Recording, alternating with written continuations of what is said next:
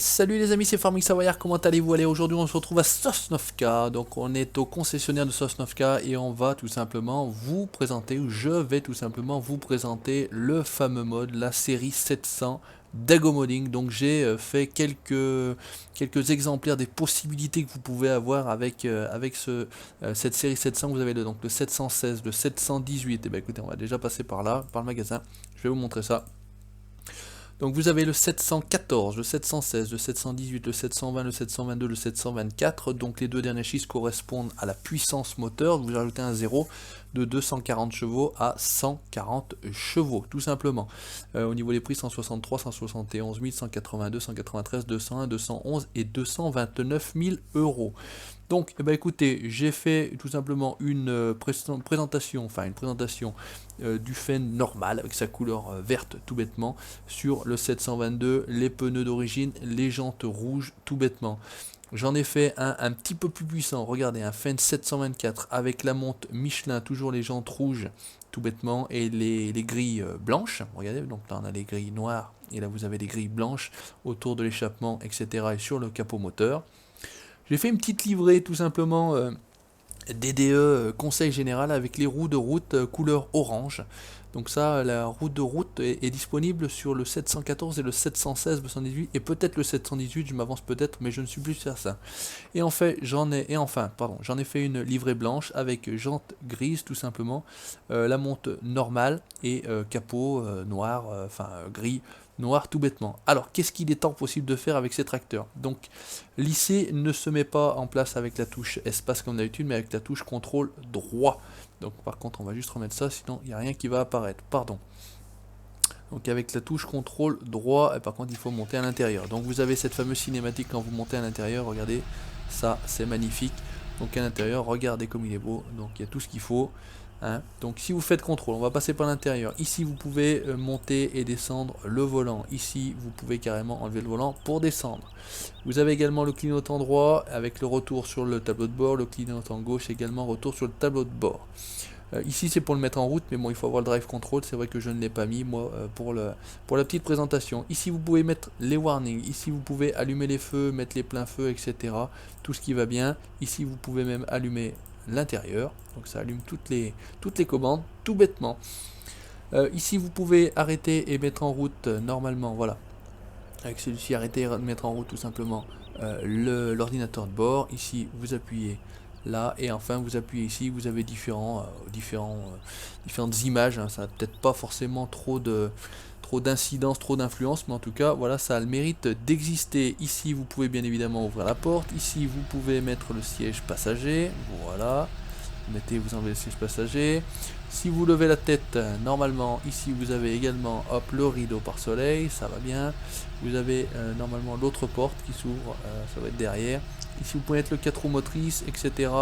Tout ce qui est, c'est gérable avec le drive control, donc ça je peux pas vous montrer exactement. Ici vous pouvez ouvrir la fenêtre à l'arrière, voilà. C'est vrai, elle est censée s'ouvrir. Bon. Ici vous pouvez mettre les warning signs. Et pourquoi j'arrive pas à ouvrir la fenêtre à l'arrière? Bon, on va pas chercher à comprendre. C'est à peu près tout ce que vous pouvez faire de l'intérieur. Si on se met à l'extérieur maintenant, vous appuyez de nouveau sur contrôle. Voilà, ça y est, la fenêtre arrière s'ouvre et vous pouvez le faire de l'extérieur. Vous appuyez sur cette petite touche là, vous avez le relevage arrière qui monte et qui descend. Voilà, il descend et là il remonte. Ici, si vous appuyez, c'est un petit peu la configuration extérieure, je vais dire. Donc là, vous pouvez mettre et enlever tout bêtement le relevage. Donc là, il n'y est pas. Voilà, vous avez un relevage noir par exemple sur le Fenn à côté.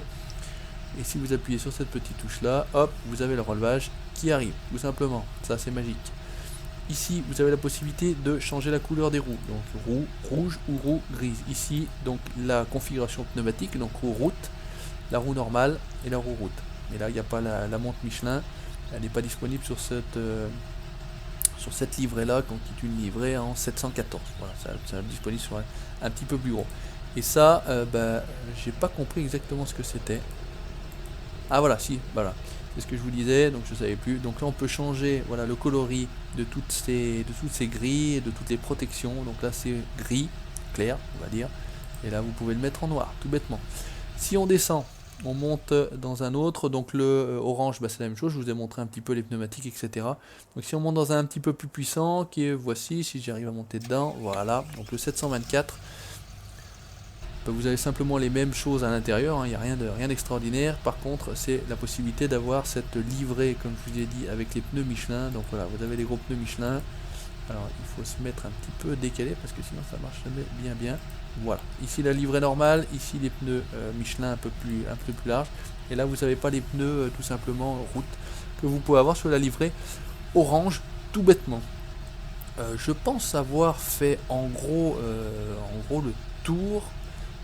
Attendez, on va faire comme ça, on va l'enlever. On va simplement aller rouler un petit peu avec. Vous avez bien évidemment les gyrophares, on est bien d'accord.